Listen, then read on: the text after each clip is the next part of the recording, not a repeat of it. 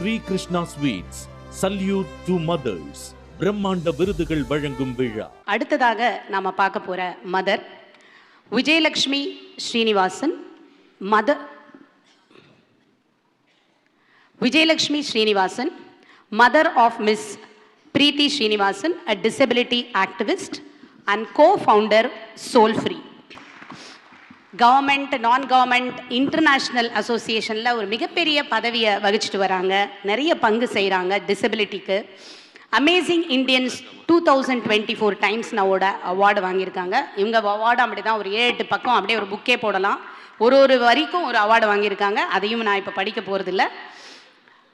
அவங்க ஒரு national swimmer and ஒரு சின்ன வயசில் 8 வயசுலேருந்து ஸ்டேட் தமிழ்நாடு கிரிக்கெட் விமென் கிரிக்கெட்டுக்கு விளையாடி இருக்காங்க. ஏதோ ஒரு ஆக்சிடெண்ட்னால அது ஒரு இறைவனோட சித்தம். அவர்களுடைய வாழ்க்கை ஒரு 180 டிகிரி திரும்பி அந்த சைடுக்கு போச்சு. ஒரு கூட்டுப்புழு எப்படி வெவ்வேறு சேனலில் அதோட எனர்ஜி டிரான்ஸ்ஃபர்மேஷன் ஆகி ஒரு பட்டாம்பூச்சியாக எப்படி பறந்து அந்த கார்டன் ஃபுல்லாக கலர்ஃபுல் ஆக்கிறதோ, அது மாதிரி ஒரு 10 வருட காலம் அதை போராடி அது முன்னாடி இருந்ததை விட இன்னும் கூட டைனமிக்காக, இன்னும் வைப்ரண்ட்டாக, இன்னும் ஒரு மிகப்பெரிய ஒரு சிந்தனையாளராக டெடெக்ஸ் ஸ்பீக்கர் அவங்க அந்த மாதிரி மாறினதுக்கு கட்டாயம் அம்மாவனுடைய சப்போர்ட்டும் அவர்களுடைய எனர்ஜி மோர் தேன் தட் அவங்களோட பிளெஸ்ஸிங் ஆசீர்வாதம் காரணமாக இருக்கும். அதை பற்றி நம்மளுடைய பிரீத்தி அவர்கள் பேசுகிறத கேட்கணும்னு ரொம்ப ஆவலாக காத்து கொண்டிருக்கிறோம். நமஸ்தே everyone. First of all Shri Krishna Sweets அவங்களோட என்டையர் டீம் அண்ட் முரளி சருக்கு ஒரு பெரிய நமஸ்காரம். என்ன மாதிரி ஒருத்தர் இந்த மேடையில் கொண்டு வந்ததுக்கு. இங்கே நம்ம பார்த்தோம் extraordinary mothers and their exemplary children. ஆனால் நான் அந்த மாதிரி கிடையாது. இருக்கிறதுக்குள்ள வேர்ஸ்ட் குழந்தை அப்படின்னு ஒரு குழந்தை இருக்குன்னா அது நானாக இருக்கலாம். But I am on behalf of all the worst children, on behalf of all the imperfect children. ஒரு அம்மா ஒரு ரொம்ப அழகான குழந்தை, புத்திசாலி குழந்தை, ஸ்கூலில் பர்ஃபெக்டாக வளர்கிற குழந்தை, பேச்சில் சூப்பராக இருக்கிற குழந்தை, டாக்டர் ஆகிற குழந்தை, அந்த குழந்தைங்களோட அம்மாவுக்கு ஒரு தர ஸ்டேட்டஸ் வேற. ஒரு மாற்றுத்திறனாளி குழந்தை, ஒரு கை கால் சரியாக வராத குழந்தை, ஒரு பெண் குழந்தை, அதுவும் அது மாற்றுத்திறனாளியா இருந்தா அந்த அம்மா படுற வேதனை அந்த அப்பாவே அடிப்பான். எங்களை மாதிரி ஸ்பைனல் கார்டு இன்ஜுரி ஆகி எனக்கு தெரியும் லக்ஷ்மண் ஒரு பையன், அவங்க அப்பா அம்மாவை அடிச்சு நீ ஒன்னா அந்த குழந்தைய கொன்னுடு, இல்லைன்னா நான் உன்னை விட்டுட்டு போயிடுவேன் அப்படின்னு சொல்லக்கூடிய அம்மாக்கெல்லாம் இந்த அவார்ட் நான் எங்க அம்மாவுக்கு கிடைக்கிறது நான் நினைக்கிறேன். எங்க அம்மா எனக்கு ஆக்சிடென்ட் ஆகி நான் இந்த மாதிரி ஆனதுக்கு அப்புறம் எங்களோட நிறைய அப்பா அம்மாவோட ஃப்ரெண்ட்ஸ் எங்க கிட்ட பேசவே இல்லை. ஏதோ எங்களோட மிஸ்ஃபார்ச்சூன் அவ மேல ஒட்டின்றோம் போல. அத்தனை கஷ்டங்கள். எங்க அம்மா 25 வருஷத்துக்கு 8 மணி நேரம் சேர்ந்து தூங்கினதே கிடையாது. ஏன்னா 4 மணி நேரத்துக்கு ஒரு வாட்டி என்னை திருப்பி விடலைன்னா எனக்கு பெட் சோர் வந்துடும். எத்தனையோ சர்ஜரி தாண்டி எனக்கு 2 வாட்டி நியர் டெத் எக்ஸ்பீரியன்ஸ் வந்திருக்கு. ஒரு வாட்டி 8 நிமிஷம் பேச்சு மூச்சு எல்லாம் நின்று போய் நீளமாகி உடம்பெல்லாம் கோல்ட் ஆயிடுது. அப்போவும் எங்க அம்மா அந்த ஒரு தபஸ், அந்த தபஸ்ல எங்க குருவோட நாமத்தை சொல்லி எனக்கு உயிர் திருப்பி கொடுத்துருக்கா. இந்த உடம்பு இன்னைக்கு உயிரோட இருக்கு, இந்த மூளையில ஏதோ பிரெயின் செல்ஸ் எல்லாம் ஒழுங்கா ஃபங்க்ஷன் ஆயிட்டு இருக்கு அப்படின்னாக்க அந்த அம்மாவோட தபஸ் தான் அதுக்கு காரணம். She is an extraordinarily talented woman. அம்மா பண்ண தாஞ்சோர் ஆர்ட் அப்படியே எங்கள் வீட்டிலலாம் இருக்குது. அவங்க க்ரியேட்டிவாக அவங்க பண்ண முடியாததே எதுவும் இல்லை. அவங்க ஃப்ளோரல் டெக்கரேஷன்ஸ் பண்ணுவாங்க, எதெல்லாம் பார்க்குறதோ அப்படியே க்ரியேட் பண்ணுவாங்க. தமிழில் கிருஷ்ணர் மேலே அவ்வளோ அழகாக போய்ட்ரி எழுதுவாங்க. மகாபெரிவா மேலே டெய்லி லாஸ்ட்டு 3-4 இயர்ஸாக போய்ட்ரி எழுதின்னு இருக்காங்க. She has had massive quintuple bypass surgery, knee replacement surgery. எங்கள் அப்பாவை இழந்து எனக்கு எதுவுமே தெரியாது. எனக்கு 18 வயசில் ஆக்சிடெண்ட் ஆகி, எங்கள் பாட்டி 80 வயசு பாட்டி, இத்தனையும் தாண்டி எந்த விதமான ஒரு இன்கமும் இல்லாமல் நான் தவிச்சுன்னு இருந்தேன். எனக்கு வந்து அப்போ 12th ஸ்டாண்டர்ட் பாஸ் தான் என்னோட எஜுகேஷ்னல் குவாலிஃபிகேஷனாக இருந்தது. அப்போது நீ படி, நீ வந்து சின்னவளாக இருக்கும்போதே நீ டாக்டர் ஆவேன்னு நினச்சேன், அட்லீஸ்ட் ஒரு பிஹெச்டி பண்ணு அப்படின்னு சொல்லி என்னை மோட்டிவேட் பண்ணி இன்னைக்கு நான் வந்து I'm the first woman with a 90% disability to ever gain admission into the PhD program of any of the IITs in their history. Okay, இப்போ நான் வந்து என்ன மாதிரி ஒரு குழந்தைக்கு அம்மா ஒண்டி இல்லை எங்கள் அம்மா. இப்போது நாங்கள் வந்து சோல் ஃப்ரீன்னு ஒரு ஆர்கனைசேஷன் ஆரம்பித்து நடத்தின்னு இருக்கோம் கடந்த 11 வருஷமாக. அது எப்படி ஆரம்பித்தோன்னா, எங்கள் அப்பா இல்லாமல் at 57 he died of a broken heart. உண்மையாக கார்டியாக் அரெஸ்ட்னு சொல்கிறான், ஆனால் அவர் மனசு உடைஞ்சு இறந்து போனார். ஏன்னா அவரால் அவர் பொண்ணை இப்படி பார்க்க முடியல. ஆனால் அந்த அம்மா மனசு உடையலை. 4 days later she had a heart attack, but she stood by me. அத்தனைக்கும் மேலே she had a quintuple bypass surgery, but she stood by me. இன்னி வரைக்கும் அவங்க எனக்கு பண்ணுற she is my primary caregiver. நான் இன்னைக்கு உயிரோட இருக்கேன்னா அது அவங்களால மட்டும்தான். இங்கே இருக்கிற வேற எந்த குழந்தையும் உடல் ரீதியாக அவங்க மேலே டிபெண்ட்டாக இல்லை. ஆனால் இன்றைக்கும் எங்கள் அம்மாவுக்கு ரிட்டையர்மெண்ட் கிடையாது. ஏன்னா உடல் ரீதியாக மன ரீதியாக எல்லா வகையிலையும் எங்கள் அம்மா மேலே நான் டிபெண்ட்டாக இருக்கேன். ஸோ அப்போ வந்து எங்கள் அப்பாவோட ஃப்ரெண்ட்ஸ் எல்லாம் கேட்டா, இந்த மாதிரி bypass surgery is a life threatening condition, நீ உங்கள் ஃபேமிலி உன்னை பாதுகாக்க இல்லைன்னா நீ எப்படி வாழ்வ அப்படின்னா பதிலே இல்லை. நான் கூகுள் பண்ணி பார்த்தேன், என்னை போல ஒரு பெண் இந்தியா ஃபுல்லாக வாழறதுக்கு, மரியாதையோட வாழறதுக்கு ஒரு இடமும் இல்லை. என்ன பண்ணுவோம்?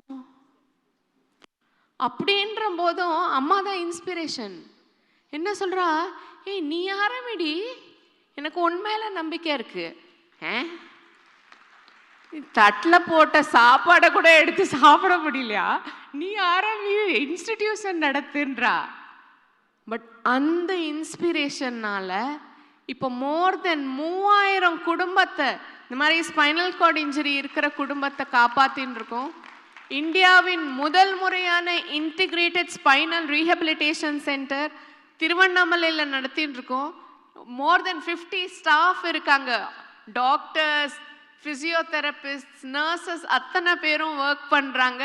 இந்த சோல் ஃப்ரீன்ற இந்த உடஞ்ச உடம்பால மோர் தென் இத்தனை 1000 குடும்பத்துக்கு அம்மா. இந்த அம்மாவோட எனக்கு சொல்ல தெரியல இதுக்கு மேலே. எல்லா அம்மாக்கும் சத்தியமாக தலை வணங்குறோம். பட் இந்த அம்மா வந்து ஒரு கர்ம யோகி. அவங்களுக்கு நம்ம எல்லாரும், I request all of you to give her a standing ovation. Thank you so much.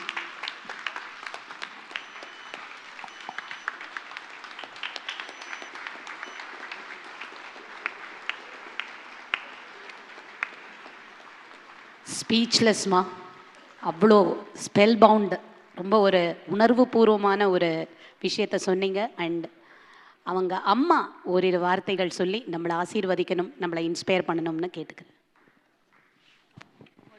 Murali சாருக்கும் இங்கே இருக்கிற ஸ்ரீகிருஷ்ணா ஸ்வீட்ஸ் டீமுக்கும் இங்கே இருக்கிற அனைத்து மக்களுக்கும் என்னோட நன்றி. எப்படி சொல்கிறதுன்னு தெரியல. எல்லா அம்மாவும் தெய்வந்தான். ஆனால் யசோதாவை மட்டும் ஏன் நம்ம என்ன தவம் செய்தனே யசோதான்னு கேட்குறோம்? அந்த கிருஷ்ணன் பிள்ளையாக இருந்ததுனால தானே. அது மாதிரி இவ எனக்கு பொண்ணாக பிறந்ததுனால தான் இந்த மேடையில் நான் நிற்கிறேன். அவளால் தான் எனக்கு அவளுடைய வழியை, என்னால் அவள் இல்லை. நன்றி, தேங்க்யூ. இது வந்து இது வந்து என்னோட ஹேண்ட்மேடு பூக்கோலம் கிருஷ்ணா ஸ்வீட்ஸ். கிருஷ்ணா ஸ்வீட்ஸ். அடுத்ததாக நாம் பார்க்க போகிற தாய் மங்களா நந்தகோபால்,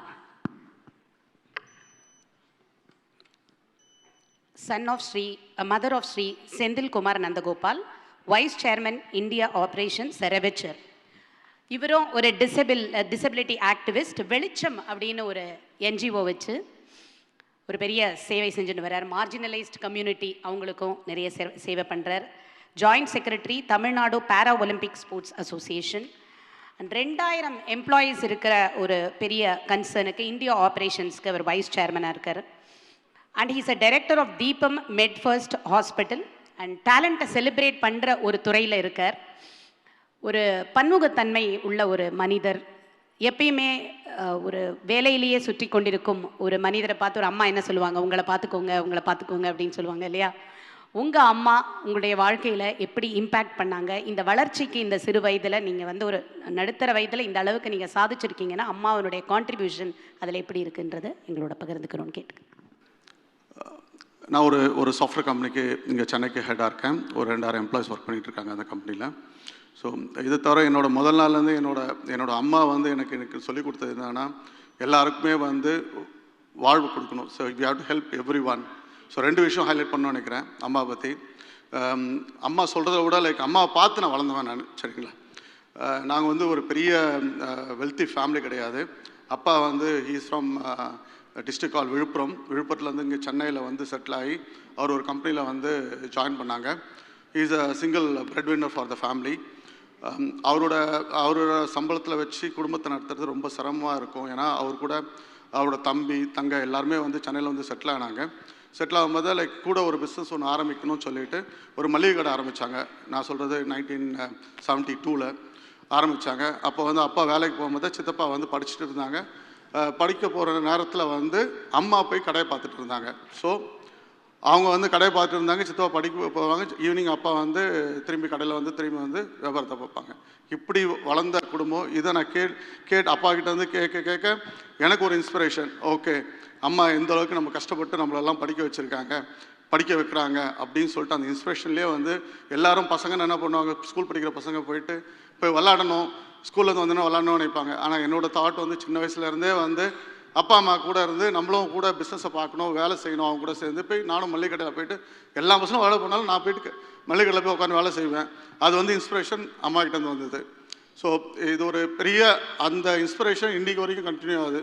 எந்த பிஸ்னஸ் எடுத்தாலும் இன்னொன்று சொல்லுவாங்க, அப்பா அம்மா சொல்லுவாங்க, ஒரு பிஸ்னஸ் பண்ணால் அந்த பிஸ்னஸில் வந்து நம்ம ஆரம்பித்து விட்டுட்டு நம்ம மட்டும் போயிடக்கூடாது, கூட இருந்து பார்க்கணும்னு சொல்லுவாங்க. அதனால் இன்றைக்கி வந்து ஒரு 4-5 பிஸ்னஸ் பண்ணாலும் எல்லா பிஸ்னஸ்லையும் என்னோடய பார்வை இருக்கும். இல்லாட்டி என்னோடய துணைவியார் ஈக்குவலாக எனக்கு ரெஸ்பான்சிபிளாக இருந்து அவங்களும் ஃபுல்லாக பார்ப்பாங்க. யாரோ ஒருத்தங்க பார்த்து அந்த பிஸ்னஸ் நல்லபடியாக க்ரோத் ஆகிறதுக்கு நல்லபடியாக வந்துட்டுருக்கு. அதுனா நான் ஒன்றுமே இல்லாமல் வந்து இந்த சென்னையில் அப்பா எங்களை ஆளாக்கி விட்டாங்க, நல்லா படிக்க வச்சாங்க. இன்றைக்கி வந்து ஒரு நல்ல நிலைமையில் இருக்கோன்னா இவங்களோட வழிகாட்டில் தான் இந்த லெவலுக்கு வந்திருக்கேன் நான். இன்னொன்று என்ன சொல்லணுன்னா, எங்களை பற்றி நாங்கள் ஒரு கூட்டு குடும்பம். அப்பா சித்தப்பா எல்லாம் ஒரு ஜாயிண்ட் ஃபேமிலி ஆவடியில் இருந்தோம். இந்த காலத்தில் வந்து கூட்டு குடும்பத்தில் இருக்கவங்க வந்து ரொம்ப பார்க்கவே முடியாத மாதிரி இருக்குது. இந்த காலத்தில் நாங்கள் வந்து இன்றைக்கி வரைக்கும் கூட்டு குடும்பமாக இருக்கோம். அது ஒரு பெரிய விஷயமாக எல்லோரும் நினைப்பாங்க. பட் அது ஒரு பெரிய சாக்ரிஃபைஸ்னா சொல்ல விட்டு கொடுத்த மனத்தன்மை வேணும் ஒரு கூட்டு குடும்பத்தில் இருக்கிறதுக்கு. அம்மா ஒரு inspiration for all of us. அம்மா வந்து ஒரு பெரிய ஃபேமிலி. அப்பாவுக்கு 3 பசங்க, சித்தப்பாவுக்கு 3 பசங்க, மொத்தம் 6 குழந்தைங்க. ஒரே வீட்டில் நாங்கள் எல்லாம் வளர்ந்தோம். அப்படில எல்லோரும் இன்றைக்கி ஒரு நல்ல நிலைமையில் இருக்கோம். எல்லோரையும் நல்லா படிக்க வச்சாங்க. இன்றைக்கி நல்ல நிலைமையில் இருக்கோம். ஆனால் அம்மா, என்னோடய சித்தி, இவங்க 2 பேரும் வீட்டை எப்படி நல்லபடியாக எடுத்துகிட்டு போனாங்களோ அவங்கள பார்த்து நாங்கள் வளர்ந்தோம். ஸோ அதனால் எந்த சண்டை சச்சரவு இல்லாமல் இன்றைக்கும் எங்கள் குடும்பத்தை எடுத்துகிட்டு போகிறோம். எங்கள் ஃபேமிலி, இண்டிவிஜுவல் ஃபேமிலி, அக்கா தங்க எல்லாருமே வந்து அவங்கவுங்க ஃபேமிலி எடுத்துகிட்டு போகிறதுக்கு ஒரு வழிகாட்டியாக எங்கள் அம்மா இருந்தாங்க, என்னோடய சித்தி இருந்தாங்க. பிஸ்னஸ் வேல்யூ வந்து அப்பா சித்தப்பா கிட்ட வந்து நான் நிறைய கற்றுருக்கேன். அதனால் இன்றைக்கி நிறைய பிஸ்னஸ் ரீசெண்டாக ஆரம்பித்தோம். எல்லாமே நல்லபடியாக வந்துன்னு இருக்கு. எங்களோட ஜென்ரேஷன் வேறு, இப்போ இருக்க ஜென்ரேஷன் வேறு. என்னோடய பசங்க 2 பேர். பெரியவன் வந்து இன்ஜினியரிங் அனாலிஸ்டில் முடிச்சுட்டு இப்போ he's working in IT company.